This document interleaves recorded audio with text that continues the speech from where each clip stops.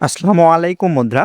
তো আজকে আমরা আলোচনা করব যে যুব উন্নয়ন অধিদপ্তরের অফিস সহায়ক পদের কাজ কি এবং এদের বেতন, রেশন, প্রমোশন, পোস্টিং, পরীক্ষা পদ্ধতি, বিস্তারিত এ টু জেড সবকিছুই আমরা এই ভিডিওতে আলোচনা করব। এর জন্য সম্পূর্ণ ভিডিওটি দেখার অনুরোধ রইল। তো তোমরা কিন্তু জানো যে এই অফিস সহায়ক পদের আবেদনটি কিন্তু এখনো চলমান রয়েছে। তো তোমরা যারা যুব উন্নয়ন অধিদপ্তরের অফিস সহায়ক পদে আবেদন করতে চাও, তোমরা চাইলে আমাদের মাধ্যমেও আবেদন করতে পারো। তোমরা ঘরে বসে নির্ভুলভাবে আমাদের মাধ্যমে আবেদন করিয়ে নিতে পারো। তো তোমরা যারা এখানে আবেদন করতে চাও, অবশ্যই আমাদের হোয়াটসঅ্যাপ নাম্বারে যোগাযোগ করবেন। আমাদের স্ক্রিনে হোয়াটসঅ্যাপ নাম্বারটি দেওয়া আছে। এবং তোমরা যারা অফিস সহায়ক পদের পরীক্ষায় ভালো একটি রেজাল্ট করতে চাও, তোমরা চাইলে আমাদের কাছ থেকে অফিস সহায়ক পদের চূড়ান্ত আপডেট সাজেশনটি ক্রয় করে এখন থেকেই পড়াশোনা শুরু করতে পারো। তো এই সাজেশনটি নিতে চাইলেও তোমরা আমাদের হোয়াটসঅ্যাপ নাম্বারে যোগাযোগ করবে। তো আজকে আমরা তোমাদেরকে একদম সহজ ভাষায় জানিয়ে দেব যে অফিস সহায়ক পদের কাজ কি, এদের কি কাজ করতে হয় এবং এ চাকরিটা কতটা কঠিন এবং এ চাকরিটা কাদের জন্য পারফেক্ট। এই ভিডিওতে সমস্ত কিছুই আলোচনা করব এবং এদের বেতন, রেশন, পেনশন, কোয়ার্টার, পরীক্ষা পদ্ধতি, পোস্টিং, এই সব কিছু আমরা এই ভিডিওতে আলোচনা করব। এর জন্য সম্পূর্ণ ভিডিওটি দেখবে। তো প্রথমেই আপনাদেরকে জানাই যে যুব উন্নয়ন অধিদপ্তর আসলে বাংলাদেশে কি কাজ। বাংলাদেশের যারা বেকার নারী এবং পুরুষ রয়েছে, বাংলাদেশের এই বেকার নারী এবং পুরুষদেরকে নিয়েই যুব উন্নয়ন অধিদপ্তর মূলত কাজ করে থাকে। তো এরা কি ধরনের কাজ করে? কাজগুলো হচ্ছে যে, যেমন আপনার বাংলাদেশের 18 থেকে 35 বছর বয়সী যুব সমাজকে কারিগরি ও বৃত্তিমূলক প্রশিক্ষণের মাধ্যমে দক্ষ মানব সম্পদে রূপান্তর এবং আত্মকর্মসংস্থান সৃষ্টি, ক্ষুদ্র ঋণ সহায়তা এবং উদ্যোক্তা হিসেবে গড়ে তোলার লক্ষ্যে কাজ করে থাকে। তো যুব উন্নয়ন অধিদপ্তর যে সমস্ত ট্রেনিংগুলো দিয়ে থাকে সেগুলো হচ্ছে যে আপনার যুব ও ক্রীড়া মন্ত্রণালয়ের অধীনে এটি কম্পিউটার, গবাদি পশু পালন, মাছ চাষ, ইলেকট্রনিক্স, মৌমাছি পালন, পোশাক তৈরি এবং সেলাই শেখানো সহ বিভিন্ন ট্রেডে এরা প্রশিক্ষণ দিয়ে থাকে। অফিস সহায়ক আসলে কে? অফিস সহায়ক নামটাই বলে দিচ্ছে যে অফিসের সবাইকে সাহায্য করে সেই অফিস সহায়ক। সহজভাবে বললে অফিসের ছোট ছোট কাজগুলো ঠিকভাবে চালানোর জন্য যে লোক কাজ করে সেই অফিস সহায়ক।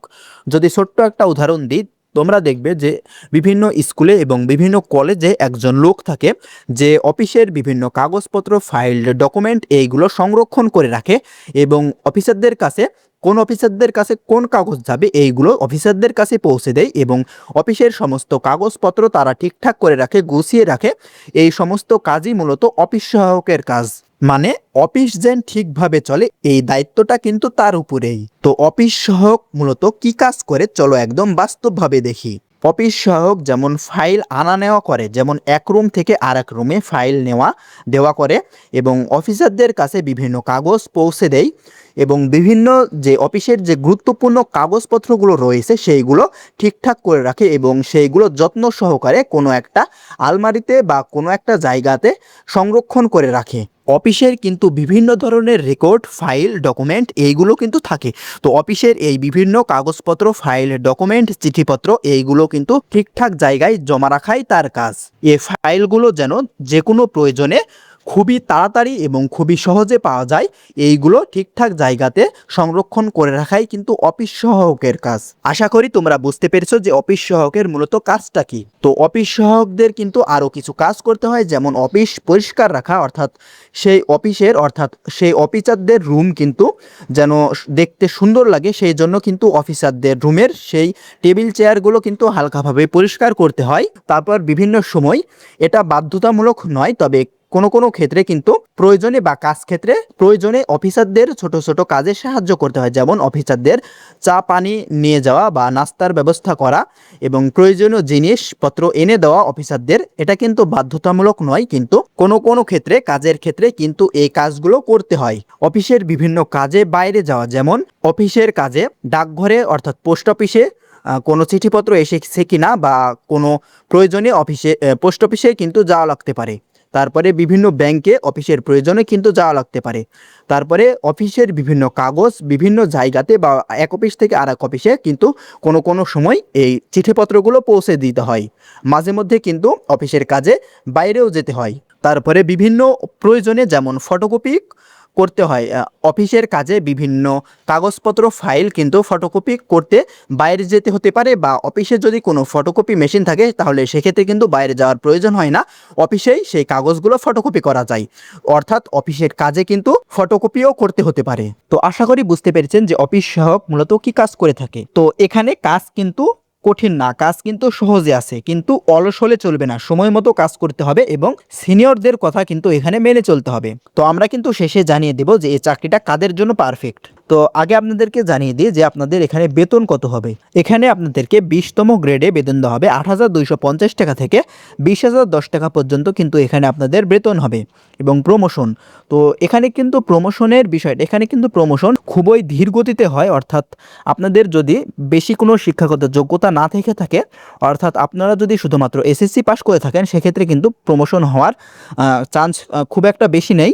এখানে কিন্তু খুব ধীর গতিতে প্রমোশন হয়। তো আপনার যদি শিক্ষাগত যোগ্যতা বেশি হয়ে থাকে, সেক্ষেত্রে কিন্তু আপনার এখানে প্রমোশন হওয়ার একটা চান্স আছে। তো তারপরে আসি যে পোস্টিং আপনাদের কোথায় হবে। তো এই পোস্টিংগুলো কিন্তু আপনাদের উপজেলা, বিভিন্ন উপজেলা পর্যায়ে যে যুব উন্নয়ন অধিদপ্তরের যে অফিসগুলো রয়েছে, সেই অফিসগুলোতেই কিন্তু আপনাদের পোস্টিং হয়ে থাকে। তো অনেকে জিজ্ঞাসা করেন যে আমরা নিজ উপজেলাতে যেতে পারবো কিনা। তো আপনি যদি চাকরির প্রথম অবস্থায়, দেখা যাচ্ছে যে প্রথম অবস্থায় যদি আপনাদের অন্যান্য উপজেলাতে পোস্টিং হয়ে থাকে, কয়েক বছর চাকরি করার পর দেখা যাচ্ছে 4-5 বছর পর বা এরকম একটা সময়ের মধ্যে আপনার উপজেলায় যদি শূন্য কোটা থেকে থাকে, সেক্ষেত্রে কিন্তু আপনি আপনার সেখানে আপনার নিজ উপজেলাতে আবেদন করে কিন্তু আপনার নিজ উপজেলাতে বদলি হতে পারেন। তো আপনি যদি একবার নিজ উপজেলাতে বদলি হতে পারেন, সেক্ষেত্রে কিন্তু আপনি বাসায় থেকে যাওয়া আসা করে এই অফিসটা করতে পারবেন। তো তারপরে আসি যে অনেকে জিজ্ঞাসা করেন যে চাকরি শেষে পেনশন পাবো কিনা। তো এটি যেহেতু সম্পূর্ণ একটি সরকারি চাকরি, সেহেতু কিন্তু এখানে আপনি চাকরি শেষে একটা পেনশন পাবেন। তারপরে আসি যে এখানে পরীক্ষা পদ্ধতি আসলে কীরকম। তো এখানে কিন্তু আপনাদের মোটামুটি বেশ লোক নেওয়া হবে এখানে। তো এখানে পরীক্ষার্থীর সংখ্যা যদি অনেক বেশি হয়ে থাকে, তো এখানে কিন্তু পরীক্ষার্থীর সংখ্যা অনেক বেশি হবে, কারণ এখানে কিন্তু অনেক আবেদন জমা পড়বে। তো এখানে কিন্তু আপনাদের পরীক্ষার্থীর সংখ্যা বেশি হয়ে থাকলে প্রথম পর্যায়ে কিন্তু আপনাদের এমসিকিউ পরীক্ষা হবে, এবং এমসিকিউ পরীক্ষার পরে কিন্তু লিখিত পরীক্ষা হবে, এবং লিখিত পরীক্ষার পরে কিন্তু আপনাদের ভাইভা পরীক্ষা অনুষ্ঠিত হবে। তো এখানে কিন্তু আপনাদের লিখিত পরীক্ষা হওয়ার চান্স কিন্তু খুবই বেশি। তো আপনারা যদি লিখিত পরীক্ষার জন্য একটা প্রিপারেশন নিয়ে থাকেন, সেক্ষেত্রে কিন্তু আপনাদের লিখিত পরীক্ষার জন্য প্রিপারেশন নেওয়া হয়ে যাবে, এবং লিখিত পরীক্ষার জন্য প্রিপারেশন নিলে কিন্তু আপনাদের অটোমেটিক এমসিকিউ এর জন্য প্রিপারেশন হয়ে যাবে। তো আপনারা চাইলে আমাদের কাছ থেকে সেই চূড়ান্ত আপডেট সাজেশনটি ক্রয় করে এখন থেকে পড়াশোনা শুরু করতে পারেন পরীক্ষায় ভালো একটি রেজাল্ট করার জন্য। তো আপনারা এই সাজেশনটি নিতে চাইলে অবশ্যই আমাদের হোয়াটসঅ্যাপে যোগাযোগ করবেন। তো আশা করি আপনাদেরকে সমস্ত কিছুই বোঝাতে পেরেছি, এবং আপনারা যদি আরও কোনো কিছু না বুঝে থাকেন, বা আপনাদের যদি আরও কোনো কিছু জানার থাকে, অবশ্যই আপনারা আমাদের ভিডিওর কমেন্ট বক্সে কমেন্ট করে যাবেন। ধন্যবাদ সবাইকে।